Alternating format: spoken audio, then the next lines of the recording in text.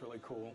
And then from that, design already has their design laid out. It's basically like a sheet. You just a bunch of blocks and boxes that gameplay's already in there, it already works. From there, we go over it and we start building our level with it. You know, we layer on geometry, the hills, mountains, whatever's gonna be in there, and incorporate all that into the sheet so it all plays together nice and make it look pretty.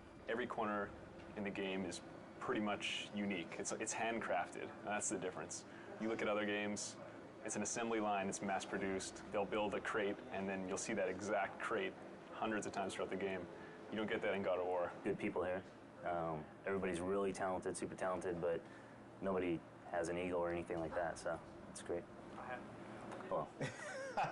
What's gratifying for me is coming in every day and actually, I bore my girlfriend with, how I'm gonna, make this sweet piece of metal, like, even sweeter. I enjoy talking about it. She hates it. Biggest challenge is getting it done on time. You lose sense of what starts to look into you, and you actually need other people's eyes to tell that. And I think working with a team of guys that are always open to giving you advice and telling you, hey, this looks great, or hey, maybe this could be worked on a little bit, really makes the art come out to look a lot better.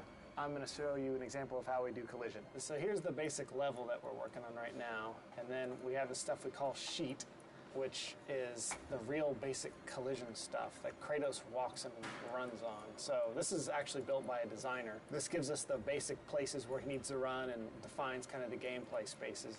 And then we build our art over that. So what we then have to do at a later point in development is go in and make sure there's a cylinder around here and there's a cylinder around here, and that we make sure that we put in little divots into this collision so that he doesn't get stuck on things or walk through things. And then here, you can see where he is walking, there is collision. But if you look carefully right now, because the sheet isn't actually finished, his feet move through little places in the ground and things like that. And because there's wall, we have collision right there, he can't go through this wall.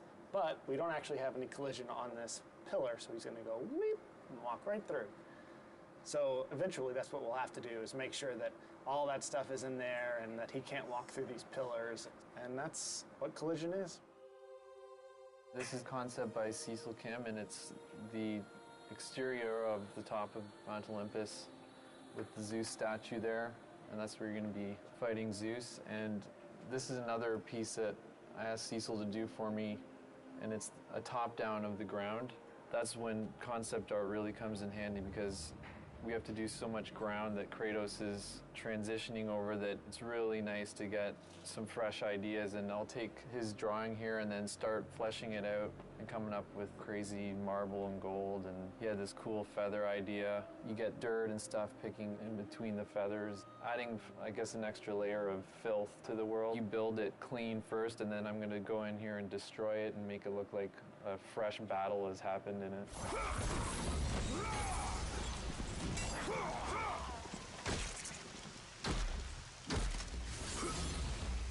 Here's an example of a piece in Tartarus. This is a gate that basically raises up on these chains from the side. This is a pretty detailed piece from what we would normally get from a concept artist. We'll get, big vista shots, and then if it's an important piece, we'll get something like this to sort of detail out what it should look like.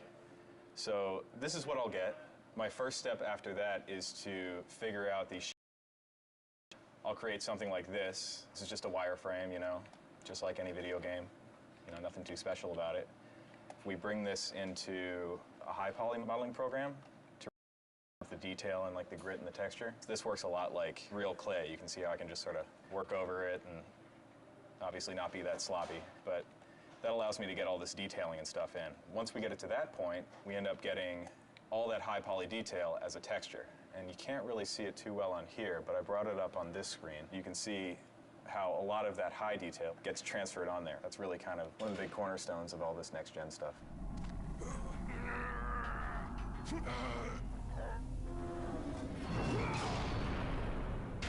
This is one of the Hades levels. You can see right here, it consists of a large room and then a series of halls with little torch things in there. This is pre-lit, this is just the polygons. In this game, we are pushing a lot of polygons.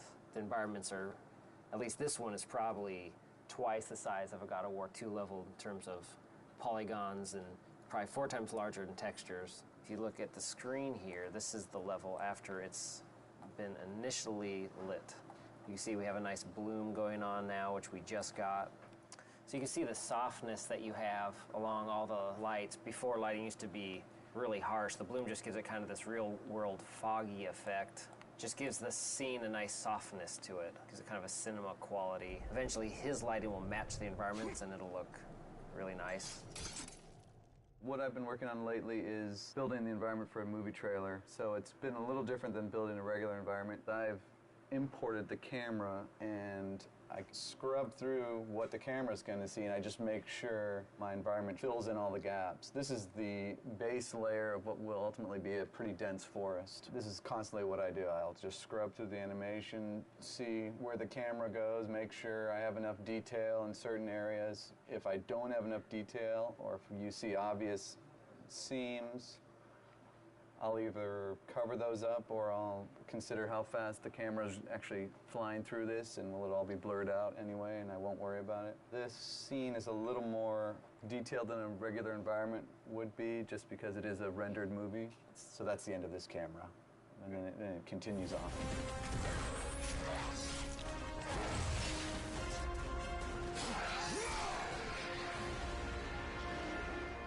This is the concept that we get, and basically this is an overall of the entire level. It's a big cave, and you have these rock pillars. You got your cave with the waterfalls. You know, it has little details in there, but it gives you the whole picture. You get your rocks, the greenery, the waterfalls, and then the architectural bridges. This is basically the sheet that we get from the designers, and that's the basic layout that we start with. And from there we start building the actual rock and geometry on top of the sheet. You have gameplay that you can go along with as you're building your levels to see exactly where the camera views are going to be and what you need to build out. Here's an example of where I start. I have all these rocks. This is going to be a whole rock level. You have a massive level on scale compared to any of the other ones we did in God of War 1 and God of War 2. And it's all very detailed rock geometry. It takes a long time to cut all this stuff in and make it look pretty.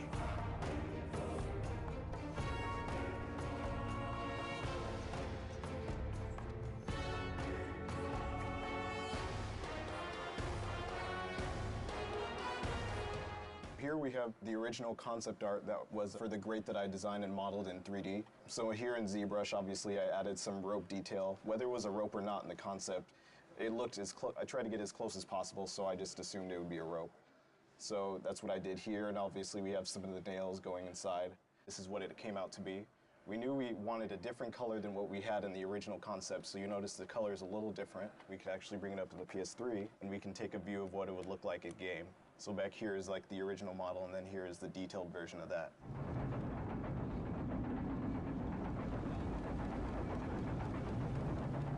This is one of the pieces of concept art for the Olympus hub at the top of Mount Olympus. I'm in the process of arting it. You can see a lot of stuff is still just the gray block-in pieces, but starting to get some of the detail. Pretty much the way they have our tools set up, anything I build here, I can within reason quickly send it over to the development kit. I can send the entire level over so I can run around and play and interact with the environment.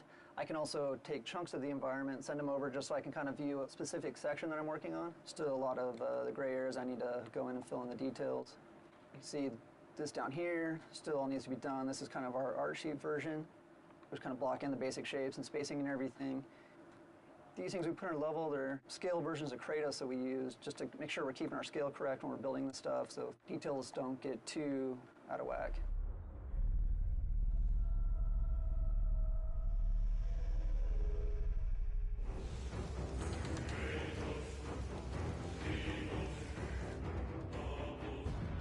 To me, level design basically is creating an interactive narrative within each level that the player can engage in and essentially play through. Level design is taking the story and premise of the game and then translating it into a more tangible form that the player can experience. Basically kind of figuring out how to lay out the gameplay to, always have the carrot dangling in front of the player's head and kind of get them to the next part. What do you think? I think that sounded amazing. The script is pretty well written out, so you get a really good written description of what's going on, like what Kratos is doing, what's happening in the story. You just kind of go from there. I get a lot of flack because I say that we put the fun in the game, and I think that's really what we do in a nutshell. One of the greatest things about game design is that you're able to take an idea that's in your head and make someone go and experience that. We have so many tools in this universe and so many tools as far as what the game is built off of that we can pretty much do what we want. You know, we're limited by our imagination, and I think that's one of the most fantastic things about working on this project. As a designer here at Sony, you can't just be good at one thing. It's really in our hands to do it all and do it well.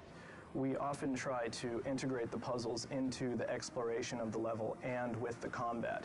You're going to have a lot of games where all of a sudden you're in your fight mode, and once that's done, then you're in your puzzle mode, and it almost feels like you're playing two different games. One thing we try really hard to do here is to mesh those different kinds of game designs so we get a really more fluid and dynamic gameplay experience. We essentially drive the vision of the level from the player's perspective and serving as the ambassador to them. So we need to protect their interests and make things easily understandable for them as they're playing through the level.